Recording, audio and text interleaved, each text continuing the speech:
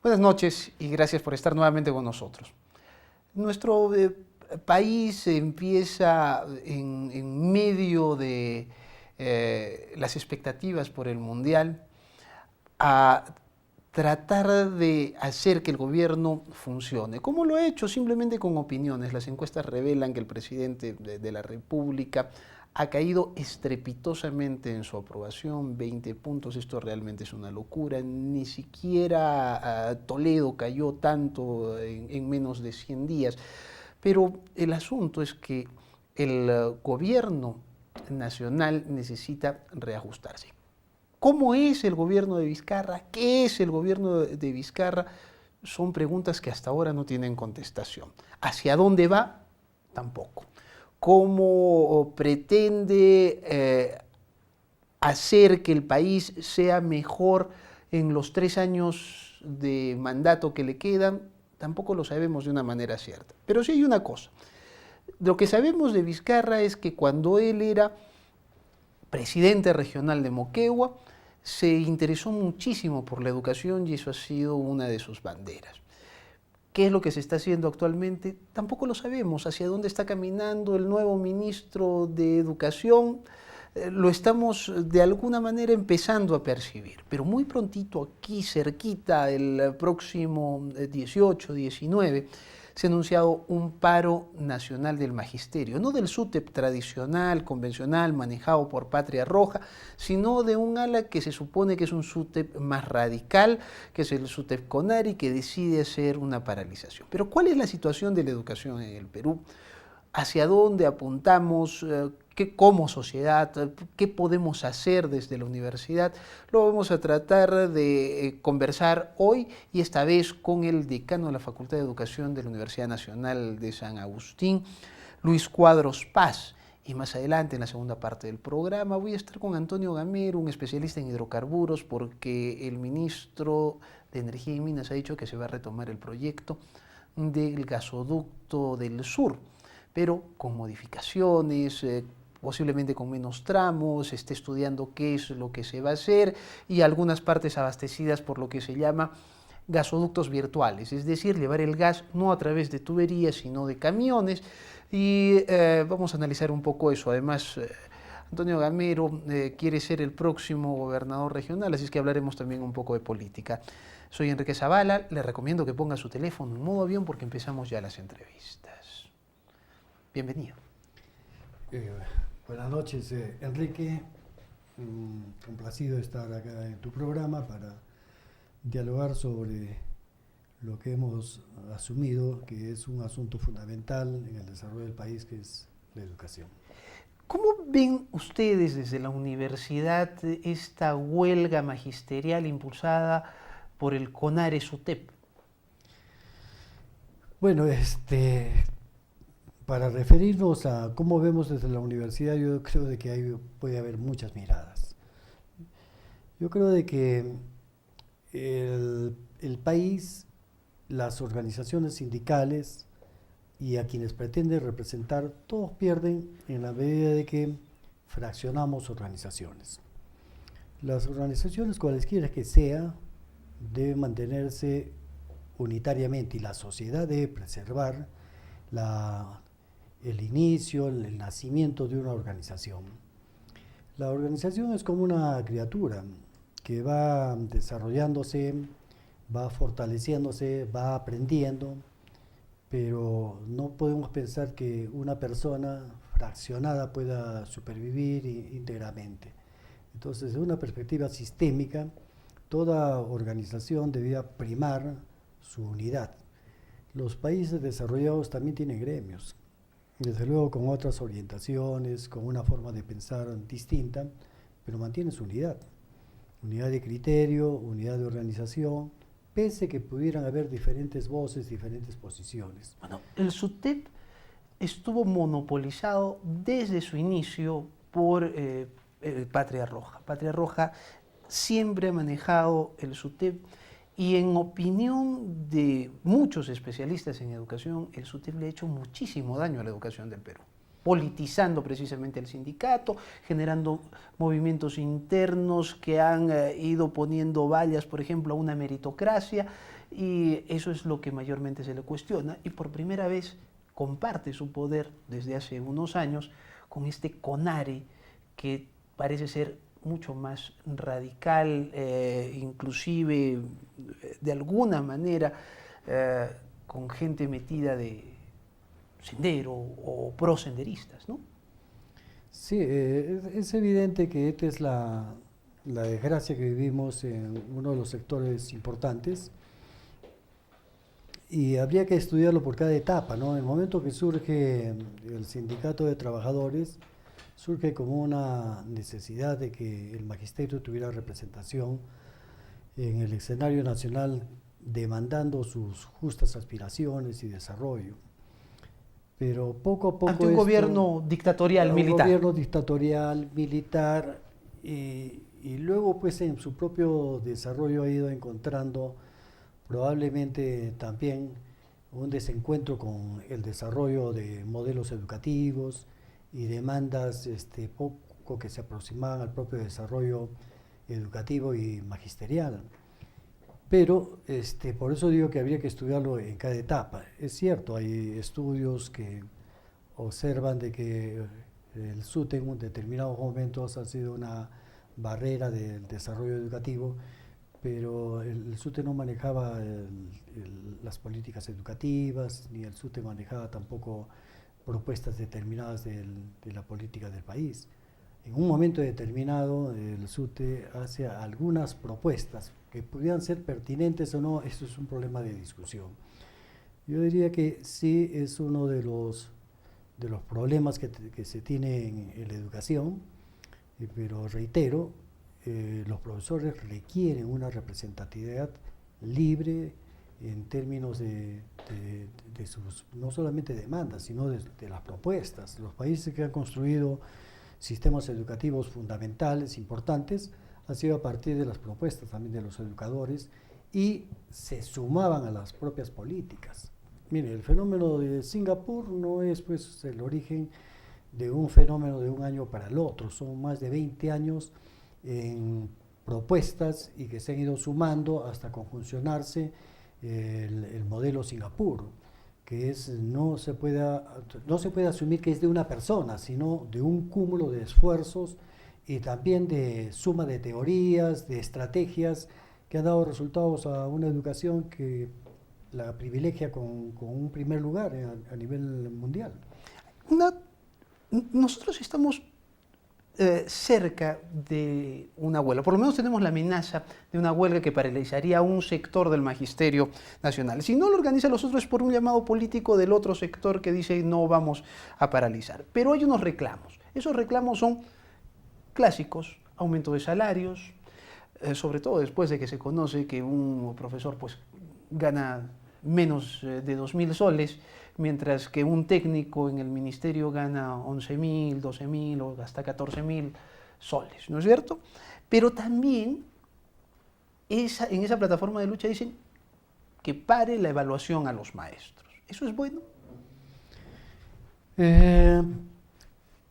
Las organizaciones se han venido, sea de uno u otro sector, han venido rechazando el proceso evaluativo.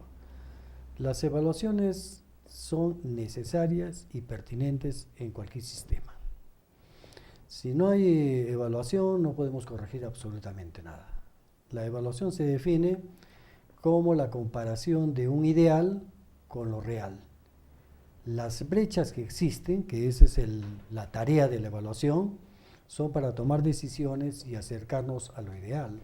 Por lo tanto, todo maestro debía ser, por sus propios estudios, cercano a los procesos evaluativos. El problema es que hay enfoques de evaluación. Entonces, ¿para qué evalúo? Si se evalúa para corregir, si se evalúa para tomar decisiones correctivas, en buena hora. Pero si se evalúa para sancionar, esto definitivamente conlleva al rechazo.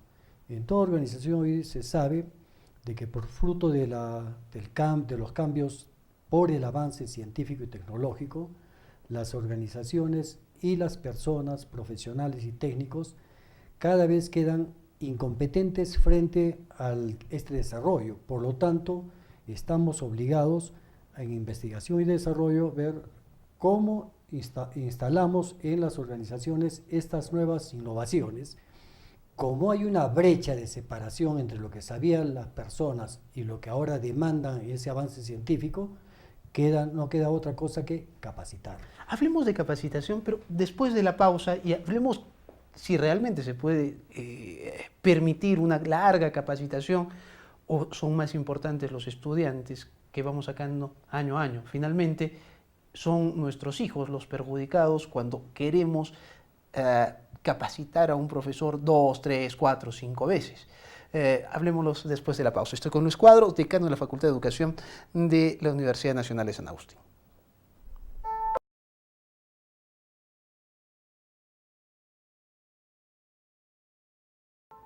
Hablar de educación es una cosa realmente importante en los países más desarrollados del planeta, inclusive en Estados Unidos, que digamos que no es una sociedad como la europea, donde se piensa mucho en la educación. En los estados, el debate sobre la educación es un debate realmente importante, lo cubren los periódicos, los padres de familia están muy metidos en el asunto. Sin embargo, aquí las cosas no parecen ir muy bien. Estamos con el decano de la Facultad de Educación de la Universidad de San Agustín. Seguimos en esta entrevista, es el doctor Luis Cuadros Paz. Uno de los asuntos que preocupa es que cuando un profesor está en el aula y es un mal profesor, está dañando a todo el aula. Y las escuelas no están hechas para dar empleo a un profesor, sino están hechos para formar a nuestras generaciones, para desarrollar un futuro mejor para nuestra sociedad. Entonces, ¿qué es lo que debemos hacer? Podemos darnos el lujo de mantener a profesores que no por su culpa, sino precisamente por estas brechas, por dejadez del Estado, no están capacitados para dictar clases o para enseñar, no dictar clases, para enseñar en el siglo XXI. Bueno, si lo vemos estáticamente el problema, claro, la respuesta sería contundente. Ningún Estado pobre podría darse el lujo de alguien mal preparado estar 2, 3 veces otorgando recursos, financiando sus procesos de capacitación. Pero el fenómeno no está ahí, no está a verlo desde una perspectiva estática, sino diacrónica a lo largo del tiempo y de políticas claras. Esto lo han entendido claramente los países que están en los primeros lugares de PISA, que están reunidos en OCDE, de modo tal que inclusive ellos se han reunido para ofrecer experiencias exitosas y aprendan unos de los otros. Y lo que han entendido ellos es que el problema es cuán importante es la educación, y quien hace la educación son maestros. Y quien gestiona, porque ahora es lo último, es un liderazgo de carácter pedagógico. Entonces están preparando a los líderes, que son los directores, que deben tener competencias y capacidades de liderazgo. Y en el caso de los profesores, por ejemplo, en Finlandia, solo es aceptado para seguir la carrera de educación un estudiante que en la básica tenga el 75 por medio hacia arriba. Estamos hablando el cuarto superior. Estamos hablando del caso peruano, que solo podrían entrar aquellos alumnos que han obtenido como promedio 15, 16 a 20. Y en este instante, según la experiencia que tiene la Universidad de San Agustín, ¿qué tipo de estudiantes han llegado a las facultades de educación, a los pedagógicos, que bueno, la mayor parte ya han sido cerrados? ¿Qué tipo de estudiante está llegando allí? Ese es el otro asunto, que tenemos que, primero, como lo que ha señalado Quique, no es atractiva la carrera de educación sabiendo que alguien va a emplear 5 años en su formación y que luego tiene que pelear por un puesto de trabajo, y luego que lo consigue durante un batallar de una dimensión de tiempo, está condenado a ganar probablemente en calidad de contrato menos de los 2.000 soles. Y luego un largo sacrificio para emprender todo su esfuerzo e ir siendo en el bolsillo una cantidad que siempre va a ser deficitaria en cubrir sus necesidades de desarrollo personal, familiar y profesional. Entonces, no es atractivo. Otro de los problemas es que no está realmente regulado. En los países en que he hecho comentario, está regulado exactamente la cantidad de maestros que se requieren. La cosa se agrava en el caso del país, que el país no es una realidad homogénea, es una realidad completamente heterogénea, solo para ver sus diferencias en el sentido idiomático, lingüístico.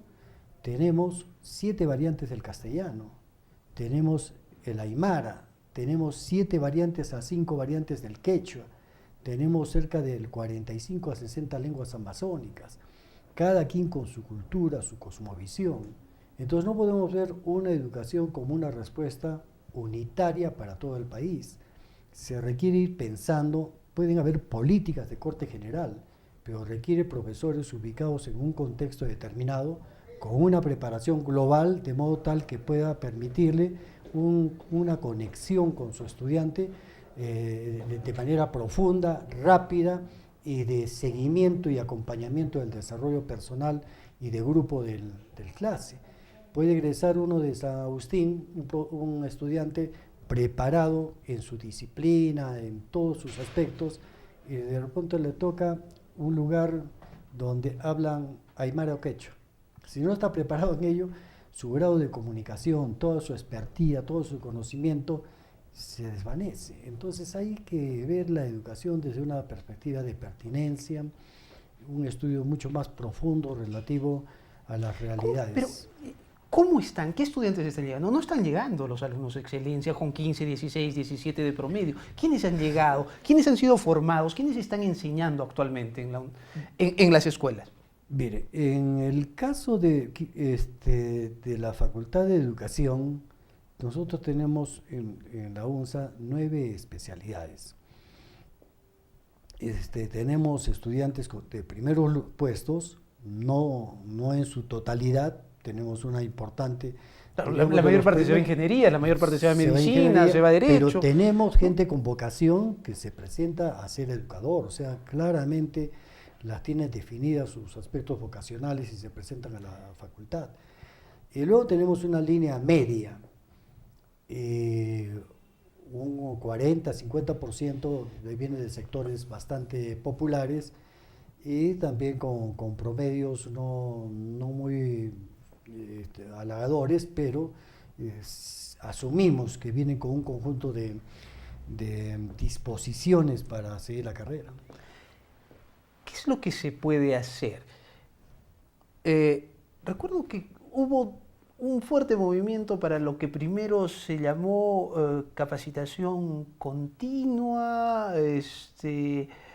Las universidades capacitaban a profesores, ahora existe una locura por conseguir una maestría, lastimosamente muchas de esas maestrías se compran, no se siguen, y pareciera que las cosas funcionan, pero en la escuela no, los estudiantes siguen sin comprender lo que leen, seguimos últimos en los temas de matemáticas, en temas de ciencia igual, según las evaluaciones internacionales, se ha avanzado tal vez un poco, pero no mucho. ¿Cómo hacemos? ¿Es mejor capacitar a los actuales maestros o es mejor formar una nueva generación de maestros que reemplacen a los que están actualmente? Bueno, ha habido, yo lo escuché hace muchos años, una sugerencia por ese camino a Trachtenberg, que ha cambiado totalmente. Nosotros no podemos condenar a las generaciones de hoy esperando que vengan nuevas generaciones. Y educar a una nueva generación, ¿para qué? ¿En dónde? Bueno, es bastante... No hay experiencias de esa naturaleza para pensar que eso puede suceder. Tenemos una realidad y esa realidad hay que asumirla. Y lo que falta es lectura de la realidad. No podemos capacitar en términos generales a todo el mundo. Hay que capacitar a cada quien en función de lo que realmente necesita. En estos momentos tenemos, por ejemplo, un convenio con el Ministerio de Educación que se va a capacitar en el nuevo DCN, en sus políticas, en sus competencias, a algo de 2.000 300 profesores. De aquí. De aquí, de Arequipa. Arequipa, y la universidad ha asumido este compromiso. Entonces, todo el paquete lo prepara el Ministerio de Educación y lo que hacemos nosotros es aprender el paquete y vender el paquete. ¿Cuántos maestros del Estado tenemos en Arequipa? ¿Tienen un estimado? No tengo un estimado. A mí me parece que deben ser como 10.000 o 15.000 tal vez. Sí, el promedio es eso, aproximadamente 15.000 docentes. Ahora, el asunto es, ustedes van a capacitar a 2.500. La Universidad Católica de Santa María está capacitando otros con el gobierno regional y dinero que pone Cerro Verde, que deben ser, no sé, otros miles también, me imagino. O sea, las cosas deberían estar cambiando. ¿Por qué no cambian? O el problema es que luego de ser capacitados, esa capacitación no sirve para hacer cambios en el aula. Sí, bueno, lo que tratamos ahora, por ejemplo, en esta nueva capacitación, queremos hacer una investigación para dar respuestas sensatas, pero voy contando lo que pasa en San Agustín, ¿no? En San Agustín se ha venido capacitando con profesores contratados de Cuba para ver el problema de competencias, en fin. En el aula, donde están los catedráticos, se ve un ámbito de aprendizaje, en fin, pero termina ahí. Luego, en la aplicación del aula, hay una realidad distinta. Y no hay manera de saber cómo se están comportando en el aula. Sí. Se perdió la ligazón. Sí, y eso pasa por todo proceso.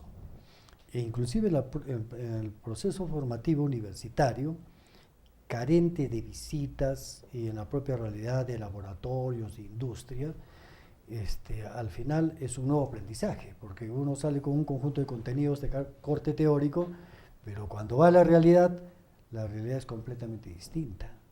Entonces, las máquinas, los instrumentos, todo ello no está en doble dimensión, sino hay una tridimensional y con formas de actuar completamente diferentes a la resolución de un problema de manera simbólica. Hay que resolver problemas prácticos, agarrar la herramienta, en fin, todo esto tiene que ver con aspectos deficitarios de la educación. Tenemos que ir a una nueva pausa. Estoy con el decano de la Facultad de Educación de la Universidad Nacional de San Agustín, Luis Cuadros Paz. Cuando regresemos quiero hablar sobre lo que se podría hacer desde el gobierno, porque hay experiencias como la de Singapur, como la de Finlandia, pero también donde hay una experiencia importante es en Canadá, donde se empodera bastante a los directores, a tal grado que los directores contratan a los maestros, evalúan para contratarlos, luego los evalúan durante determinado tiempo y pueden despedirlos. Eso podría ser una manera de actuar aquí, lo veremos después de la pausa.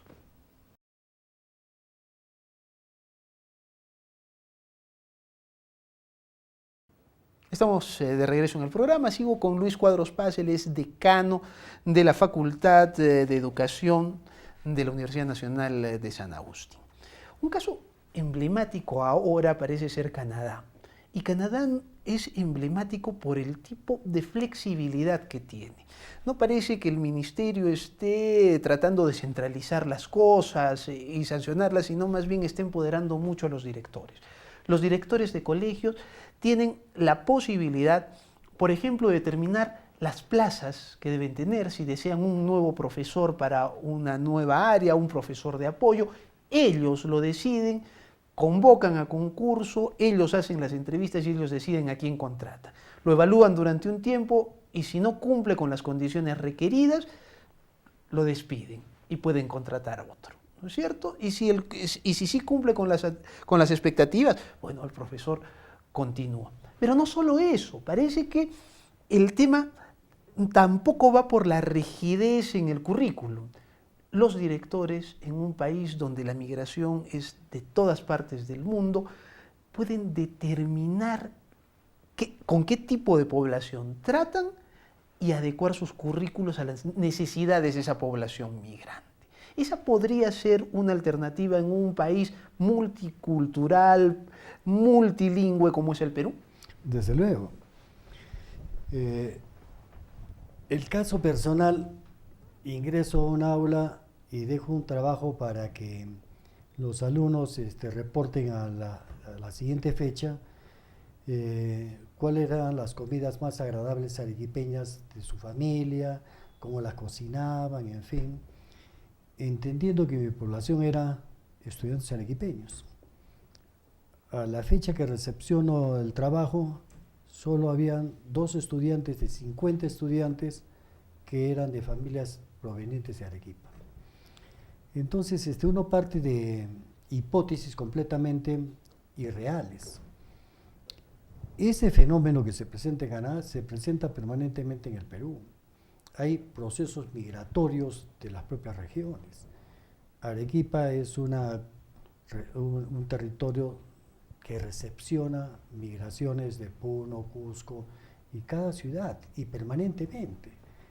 Tiene su reflejo en la educación. Por lo tanto, la educación no es válida de manera permanente por más éxito que encontremos en un año determinado, porque el próximo año puede variar por su composición y su problemática.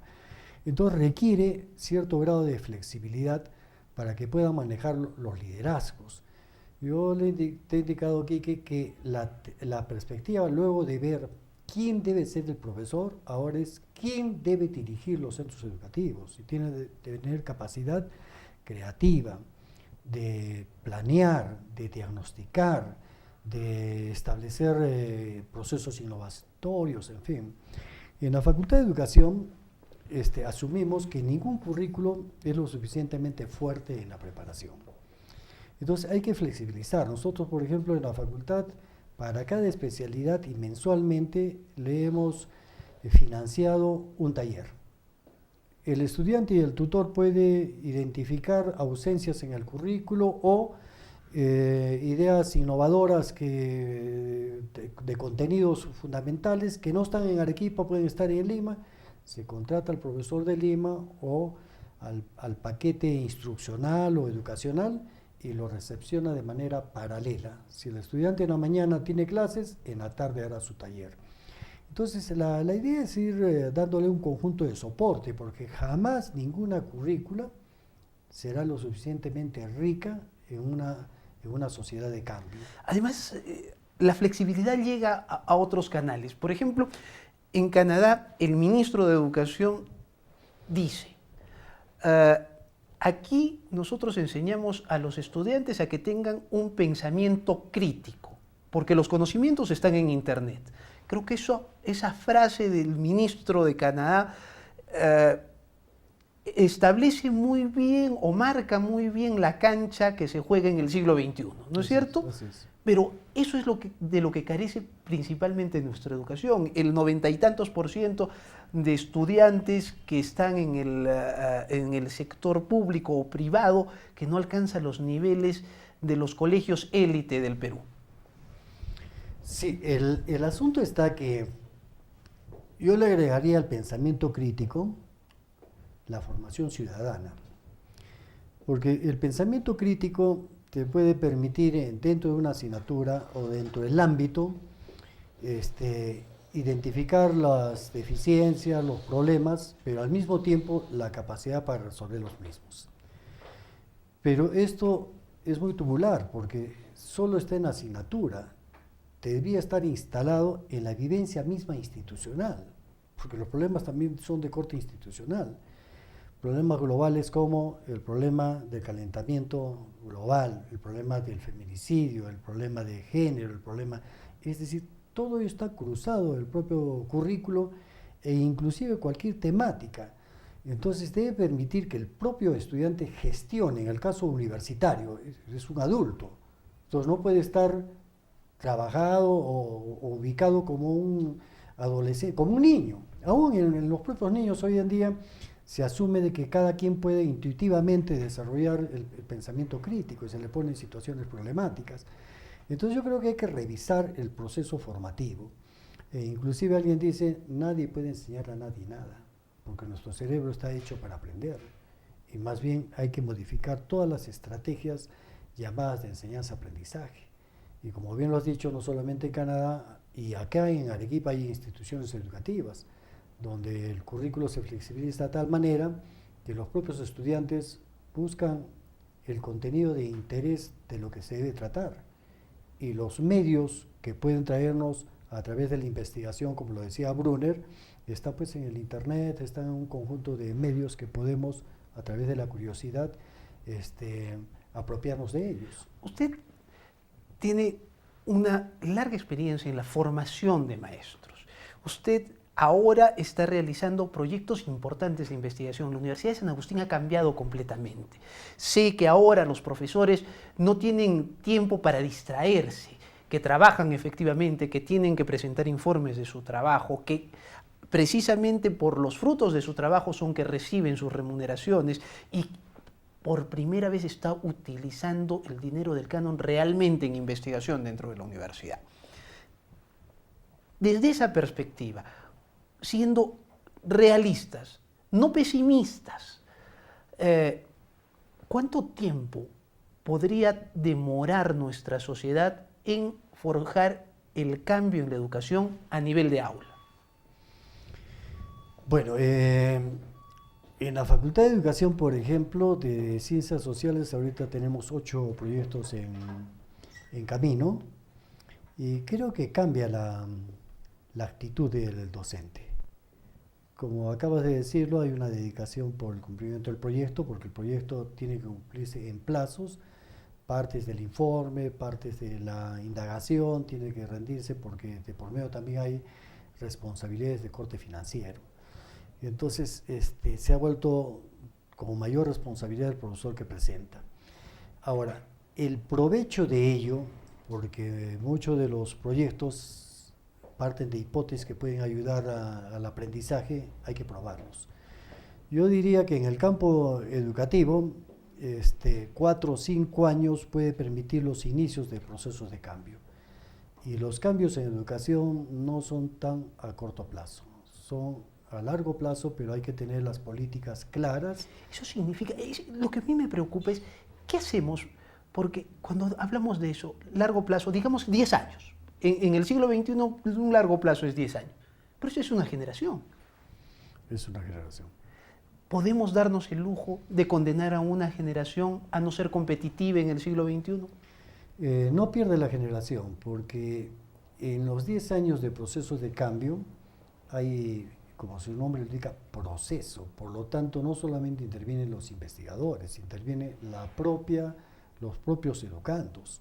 O sea, ¿podríamos hacer llegar las cosas inmediatamente al aula? O sea, ¿podríamos generar un movimiento tal que en un corto plazo, 1 año o 2, podamos hacer que los frutos de la capacitación que ustedes van a dar, que están dando otras universidades, que impulse el gobierno, lleguen al aula y salvar esas generaciones? Sí, claro, por eso no solamente es capacitación, sino ya ha entendido el ministerio que es el acompañamiento. Y es lo que hemos hecho en la UNSA. No ha bastado la capacitación, ahora hay acompañamiento. Entonces sigue el profesor dónde está el plan de elección, qué has hecho, cuáles son tus metas, cuáles son tus propósitos, qué competencias quieres lograr, cuáles son tus actividades, mediante estas actividades vas a lograr estas competencias, con qué medios, en fin, se vuelve un proceso reflexivo del trabajo, y ya no mecánico ni por cumplir. Entonces todo proceso de cambio no es la espera a la meta, sino es el día a día y la intervención inclusive de los propios educandos. Por eso hay un tipo de investigación llamada investigación acción participativa, donde todos, investigadores y los involucrados en la investigación, todos nos volvemos investigadores y al mismo tiempo participamos en los procesos de cambio, probando, ensayando, reflexionando sobre eso, dónde nos equivocamos, en fin. Entonces yo creo de que esa es la perspectiva. La perspectiva es, sí hay posibilidades de cambio, nuestra gente es creativa, hay que confiar en ellos, hay que confiar en los maestros tienen capacidad para innovar, tienen capacidad para cambiar. Muchísimas gracias por haber estado con nosotros. Muchas gracias también. Bueno, discutir sobre educación es una cosa interesante. Creo que la universidad está empezando a trabajar estos asuntos. Tiene por primera vez presupuesto suficiente como para realizar estas investigaciones. Bueno, nos vamos a una pausa. Ha sido el doctor Luis Cuadros Paz, decano de la Facultad de Educación de la Universidad de San Agustín. Cuando regresemos voy a estar con Antonio Gamero, un especialista en hidrocarburos y candidato al gobierno regional. Vamos a hablar sobre el gasoducto. Parece que el gobierno quiere retomar el proyecto, pero con cambios. Tras la pausa seguimos en modo avión.